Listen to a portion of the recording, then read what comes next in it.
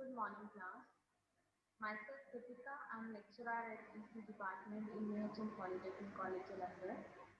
Before starting my lecture, I would like to give you some of the instructions to wash your hands, maintain social distance, and to take precautions, that is, use sanitizer and wash your hands frequently. And these instructions are given by our Captain Chief Minister, so under Mission Fateh, that has been started by him. So now coming towards my lecture, our today topic is scanning and synchronization. सबसे पहले scanning क्या है? अब हम अगर बात करते हैं कि हमारी स्क्रीन के ऊपर जब कोई भी पिक्चर आती है तो वो पिक्चर जो है वो लाइट और डार्क एलिमेंट से बनी होती है। हम मोनोक्रोम यानी ब्लैक एंड व्हाइट पिक्चर की बात कर रहे हैं, लेकिन स्कैनिंग और सिंक्रोनाइजिंग प्रोसेस जो है वो कलर्ड और ब्लैक एंड व्हाइट पिक्चर में सेम होता है। अब हमारे पास एक स्टिल पिक्चर है, एक इमेज है यू कैन से, जिसमें डार्क और लाइट एरियाज हैं लाइट के। अगर हम कलर्ड की भी बात करते हैं उसमें भी डार्क और लाइट कलर्स होते हैं। तो डार्क और लाइट एरियाज हैं एक इमेज के ऊपर। तो स्मॉल एरिया ऑफ लाइट जो है या एक स्मॉल शेड जो है हम उसको पिक्चर एलिमेंट बोलते हैं। जैसे अब यहाँ पे आपको पीसी पे एक इमेज शो हो रही है, यहाँ पे आप देखो ये जो इतना सा पोर्शन है ये किसी और कलर का है, ये किसी और का, एंड सो ऑन। जो कलर शेडिंग जो है वो डिफरेंट डिफरेंट है। तो ईच शेड जो है या ईच पिक्चर एलिमेंट जो है उसको हम पिक्सल भी बोलते हैं। ठीक है, तो all the elements contain a visual information. अब हम इसी पर्टिकुलर पार्ट की बात करते हैं जहाँ पे मेरा माउस का कर्सर है। आप देखो मेरी इमेज के ऊपर यहाँ पे जो इतना सा पोर्शन है, this is a picture element और इसको हम पिक्सल बोलेंगे। तो बेसिकली क्या है, जितने भी एलिमेंट से ये एक इमेज बन रही है, हर एक एलिमेंट का एक विजुअल इंफॉर्मेशन है, यानी हर एक एलिमेंट में एक इंफॉर्मेशन है जिसको हम सीन बोल रहे हैं बेसिकली देख के। तो एक सीन के अंदर कितने सारे पिक्चर एलिमेंट्स आ गए या एक इमेज के अंदर कितने सारे पिक्चर एलिमेंट्स हैं। अब हर पिक्चर एलिमेंट के बीच में कोई विजुअल इंफॉर्मेशन है। अब जब हम उसको एज इट इज ट्रांसमिट करेंगे और रिसीवर एंड पे जब उसको एज इट इज रिप्रोड्यूस करेंगे same shading same picture element को, तो हमारा ओरिजिनल इसी तरह का इमेज जो है वो रिसीवर वाली साइड पे क्रिएट हो जाएगा। अब वीडियो सिग्नल प्रोड्यूस करने के लिए हमने करना क्या है, ये जितने भी एलिमेंट्स हैं एक पिक्चर के अंदर उन सबको स्कैन करना पड़ेगा। स्कैन करेंगे तभी हमारे पास इंफॉर्मेशन आएगी कि हर पिक्चर एलिमेंट में क्या इंफॉर्मेशन है। और वो स्कैनिंग किससे होनी है? इलेक्ट्रॉन बीम से, जो हमारी सीआरटी ट्यूब में से या किसी भी पीछे जो कैमरा ट्यूब है या पिक्चर ट्यूब है उसमें से जो हमारी इलेक्ट्रॉन बीम निकल रही है इलेक्ट्रॉन गन से, वो क्या करती है, एक एक एलिमेंट के ऊपर फॉल करके उसको स्कैन करती है सीक्वेंस ऑर्डर में।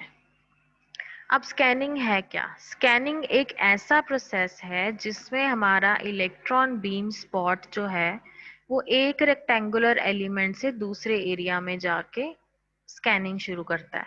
अब जो मैं पिक्चर एलिमेंट की बात कर रही थी या पिक्सल की बात कर रही थी वो रेक्टेंगुलर शेप में है।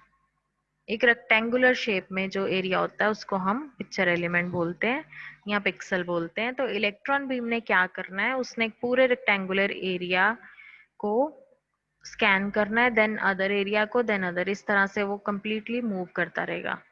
तो this rectangular area may be the target surface on a television camera or the screen of a picture tube in a television receiver। अब जब हम बात करते हैं तो ये सारे पिक्चर एलिमेंट्स जो हैं ये मिलके ही हमारे टेलीविजन रिसीवर के ऊपर स्क्रीन बनाते हैं। तो each rectangular area contributes to form a image. अब रेक्टेंगुलर एरिया वर्ड यूज नहीं करेंगे, हम पिक्सल वर्ड यूज करेंगे। ठीक है, अब देखो क्या हो रहा है।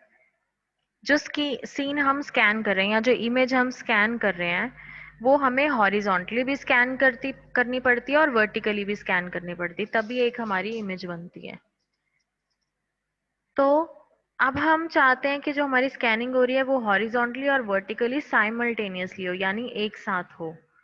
तो this provide sufficient number of complete picture और फ्रेम पर सेकेंड। तो हमें एक सेकेंड के अंदर कितने फ्रेम्स को स्कैन करना पड़ता है ताकि हमारी आईज के आगे से हमें इस तरह से लगे कि वो इमेज मूविंग है, एक इल्यूजन क्रिएट हो जाए कि जो हम इमेजेस देख रहे हैं वो मूविंग इमेजेस हैं या वो वीडियो है। वो कैसे होगा?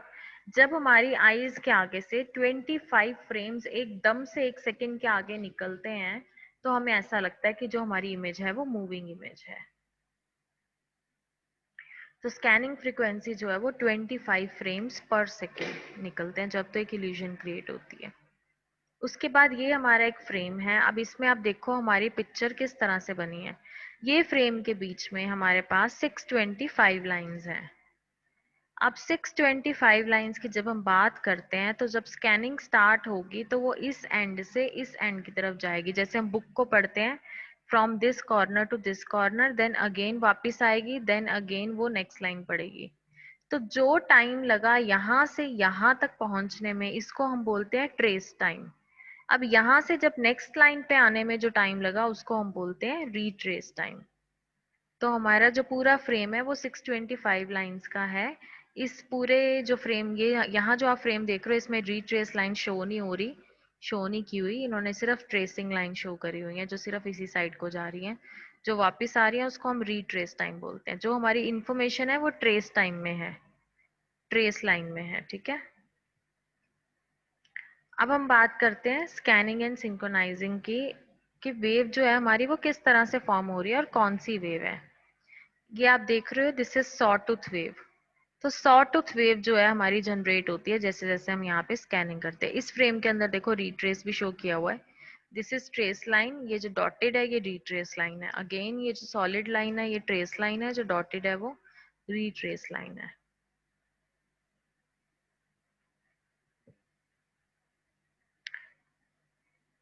So, when the sawtooth potential is applied to horizontal plates called line synchronizing pulse, अब हम बात करते हैं कि हमारे जो sawtooth वेव जनरेट होती है, sawtooth वेव का जो पोटेंशियल है यानी कि sawtooth वेव की जो वोल्टेज है वो हम हॉरिजॉन्टल प्लेट्स को देते हैं, हॉरिजॉन्टल डिफ्लेक्शन प्लेट्स को, जिसको हम लाइन सिंक्रोनाइजिंग पल्स भी बोलते हैं।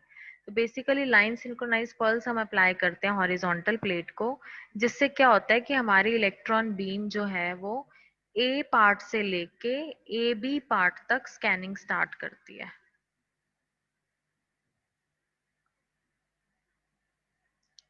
ये देखो, ये हमारा जो है ये स्कैनिंग का सॉटूथ वेव का शो किया हुआ है। और ये ए बी की बात करते हैं, यहाँ से स्टार्ट होके बी तक जा रही है, ए से स्टार्ट होके बी तक जा रही है। इसका मतलब यहाँ पे कहाँ शो हो रहा है, वो ओ से लेके एम तक ये ट्रेस टाइम शो हो रहा है। तो ये ट्रेस टाइम कौन सा, जब वो ए से लेके बी तक गई। और जब वो एम से लेके एन तक आई ये रीट्रेस टाइम है। वो यहाँ कहाँ शो हो रहा है, जब वो बी से लेके सी पे आई तो वो क्या हो गया हमारा retrace time. So when the sawtooth potential is applied to horizontal plate, जिसको हमने लाइन सिंक्रोनाइज पल्स जब हमने हॉरिजॉन्टल प्लेट्स को दी तो हमारी इलेक्ट्रॉन बीम ने ए से ट्रेवल करना स्टार्ट किया और ए बी तक ट्रेवल किया। और उसमें वोल्टेज वेरिएशंस कितनी है, O M, and reaches the point B. O M जो है ये वोल्टेज वेरिएशन आई कब, जब ए से लेके बी तक हमारी वेव स्कैन हुई। ठीक है।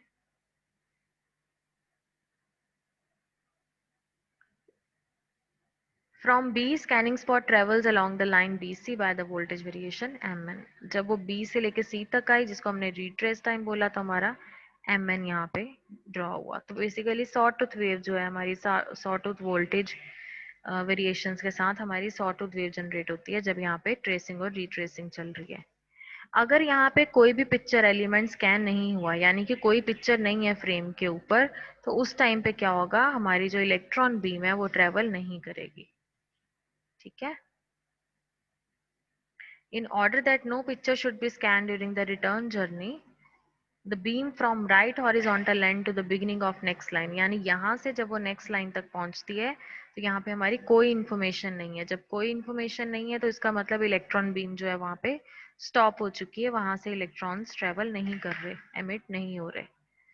So a blanking pulse which is of high negative potential is applied to control grid। जो हमारी कंट्रोल ग्रिड्स होती हैं सीआरटी ट्यूब में, उसको जो है वो नेगेटिव पोटेंशियल दिया जाता है जिस टाइम पे हम उसको बोलते हैं कि ये ब्लैंकिंग पल्स है। तो ब्लैंकिंग पल्स के टाइम हो क्या रहा है कि हमने कंट्रोल ग्रिड को नेगेटिव वोल्टेज दे दी है, ताकि हमारा ये जो रीट्रेस टाइम है यहाँ पे ये शो हो सके। ब्लैंकिंग पल्स इसलिए बोला क्योंकि यहाँ पे ब्लैंक है इन्फॉर्मेशन, यहाँ कोई इन्फॉर्मेशन नहीं है। So this prevents the emission of electrons from electron gun. और इस कंडीशन में क्या हो रहा है, इलेक्ट्रॉन गन से कोई भी इलेक्ट्रॉन्स एमिट नहीं कर रहे, क्योंकि यहाँ पे कोई भी इंफॉर्मेशन स्कैन नहीं हो रही। तो रीट्रेस टाइम बेसिकली जब वापस आने में टाइम लगता है, हम उसको बोलते हैं। अब हम बुक रीड कर रहे हैं, जब नेक्स्ट लाइन पे आते हैं तो वो एक लाइन, फर्स्ट लाइन के एंड से सेकेंड लाइन के स्टार्टिंग पे आने तक कुछ भी इंफॉर्मेशन नहीं होती, इसलिए हम उसको भी ब्लैंकिंग पल्स बोल सकते हैं। On reaching the right bottom corner, अब जब हम सबसे नीचे बुक को पढ़ते पढ़ते जब सबसे नीचे वाले राइट कॉर्नर तक पहुंच गए हैं, यानी आप यहाँ पे देखो, जब यहाँ पे रीड कर रहे हैं, रीड करते करते करते करते जब हम यहाँ एंड पे पहुंच गए, तो अब उसने नेक्स्ट पेज के स्टार्टिंग पे आना है या नेक्स्ट फ्रेम की स्टार्टिंग लाइन पे आना है।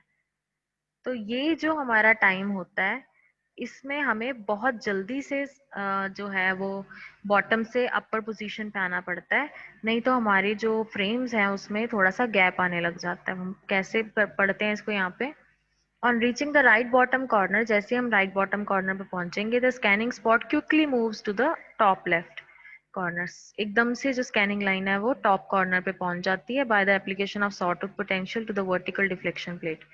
अब हम जब यहाँ पे ये दे रहे थे तो हमने यहाँ पे हॉरिजॉन्टल प्लेट्स को सॉटूथ वेव दी हुई थी और वो इस तरह से स्कैनिंग कर रही थी। जब यहाँ पहुंच गए और उसने टॉप पोजीशन पे आना है, तो हमने वर्टिकल, क्योंकि वर्टिकली उसने मूव करना है, तो हम वर्टिकल रिफ्लेक्शन प्लेट्स को उस टाइम पे वोल्टेज देंगे और इसको हम बोलेंगे फ्रेम सिंक्रोनाइजिंग पल्स। ये फ्रेम सिंक्रोनाइजिंग पल्स है, पहले वाला लाइन सिंक्रोनाइजिंग पल्स था, दिस वन। ये लाइन सिंक्रोनाइजिंग पल्स था जब हमने हॉरिजॉन्टल प्लेट को दी, और जब वर्टिकल प्लेट को दी तो वो बन गया हमारा frame synchronising pulse. Thus for scanning the picture, 3 synchronizing pulses are used. ठीक है। These synchronizing pulses along with the output of TV camera are modulated on an ultra high frequency carrier and transmitted.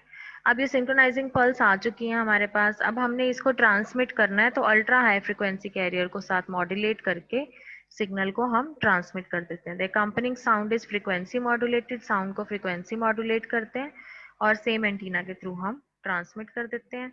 Where as अगर video signal की बात करते हैं, उसको हम analogue modulate करते हैं। तो स्कैनिंग क्या है बेसिकली आपको समझ आ गया। इसके बाद दो तरह की स्कैनिंग होती है, इंटरलेस्ड स्कैनिंग और progressive scanning. Interlaced scanning and progressive scanning हम नेक्स्ट लेक्चर में डिस्कस करेंगे। अभी तक आपको स्कैनिंग का कंसेप्ट क्लियर हो गया होगा। कोई प्रॉब्लम है तो हम लाइव लेक्चर में डिस्कस कर लेंगे। Thank you so much students for watching this video.